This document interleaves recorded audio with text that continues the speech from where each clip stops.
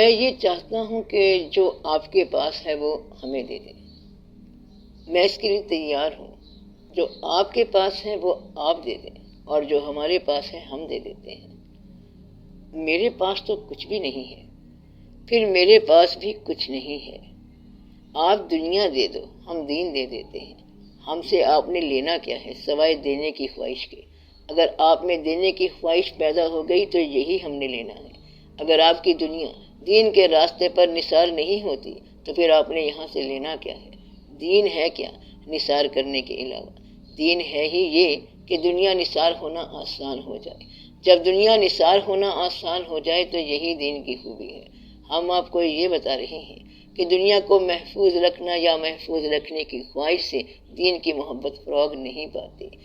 دین کی محبت دنیا کی محبت کے برعکس ہے اور دنیا کو ہی دین میں کنورٹ کرنا ہے آپ نے۔ دین اگر کمزور ہو جائے تو دنیا کو قبضے میں کرنے کی آپ کی خواہش بڑھ جاتی ہے، اور دین قوی ہو جائے تو دنیا نثار کرنے کی خواہش ہو جاتی ہے۔ آپ نے جو چیز زندگی میں کمائی ہے اب اس کو ریلیز کرو، اس کو چھوڑو ہاتھ سے۔ یہ کبوتر آپ اڑا دو یا پھر آپ کے ہاتھوں کے طوطے اڑ جائیں گے، کچھ تو ہوگا، چھوڑ کے ضرور جاؤ گے۔ ہم کہتے ہیں چھوڑ کے جاؤ ورنہ ہاتھ سے گیا۔ یہ جو آپ کے پاس سرمایہ ہے اس کو دین بنا لیں۔ اللہ آپ کی استعداد سے زیادہ بوجھ نہیں ڈالتا، اور جو استعداد ہے اسے مخفی رکھنے سے روکتا ہے۔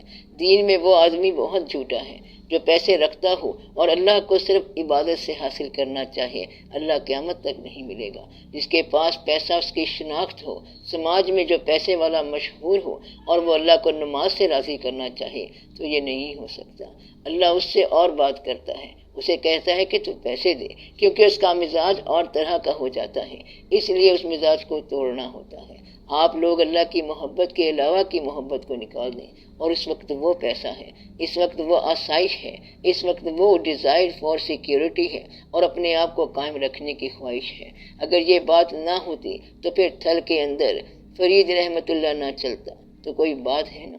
ہم نے یہ دیکھا کہ بادشاہوں نے بادشاہت کو چھوڑ کر فقیری کو اختیار کیا، مگر کسی فقیر نے فقیری چھوڑ کر بادشاہت اختیار نہیں کی۔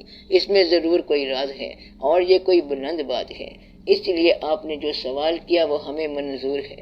جب ہم آپ کو اپنے جیسا بنائیں گے تو اپنے ساتھ سفر پر لے جائیں گے، پھر اس سفر میں کوئی رکاوٹ نہیں آنی چاہیے۔ پھر نہ یہ کہنا کہ میں کسی بچے کے نام کچھ لگا لوں، یہ کر لوں اور وہ کر لوں، پھر جو ہے وہ ساتھ لے چلو۔ جب یہ کام آپ کے لیے آسان ہونا شروع ہو گیا پھر آپ کا کام بن جائے گا۔ آپ نے کچھ بھی نہیں کرنا، صرف دل کو خواہش سے آزاد کرنا ہے۔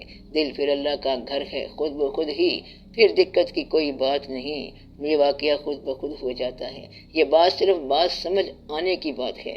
ذہن کو روک دو تو دل کھل جاتا ہے، تو کشادگی پیدا کرو۔ جو تمہارے پاس بیسٹ چیز ہے اسے اللہ کی راہ میں نثار کرنے کی تیاری کرو۔ یہ حکم کی بات نہیں ہے بلکہ شوق کی بات ہے۔ حکم تو سب کے لیے برابر ہے کہ نماز پڑھو، عبادت کرو، وہ تو آپ کرتے ہی جا رہے ہیں۔ شوق ہونا چاہیے۔ شوق والے کے پاس جو کچھ ہوگا وہ اللہ کی راہ میں نثار کرے گا۔ یہ فیصلہ آپ نے دل سے کرنا ہے کہ آپ کے اختیارات کی گلیاں سنجیاں ہو جائیں، پھر وہ حاصل ہوتا ہے۔ یہ بات مشکل ضرور ہے، مگر یہ جو سوال کیا گیا ہے یہ کب آسان ہے؟ یہ مشکل راستہ بھی انسانوں نے ہی طے کیا ہے۔ مشکل تب ہے جب راہ میں کوئی رکاوٹ ہے، مثلاً آسائشیں رکاوٹ ہیں۔ میں کہتا ہوں کہ چلو آپ آسائشوں کو نہ چھوڑو، مگر ان کو آپ نے کل یا پرسوں چھوڑ جانا ہے۔ اس سے پہلے کہ یہ واقعہ زبردستی آپ کے ساتھ ہو جائے آپ یہ ولنگلی چھوڑ دیں۔ اس سے پہلے کہ ہر چیز آپ سے چھن جائے آپ اسے ولنگلی چھوڑ دیں۔ چھوڑ تو تم نے ضرور جانا ہے۔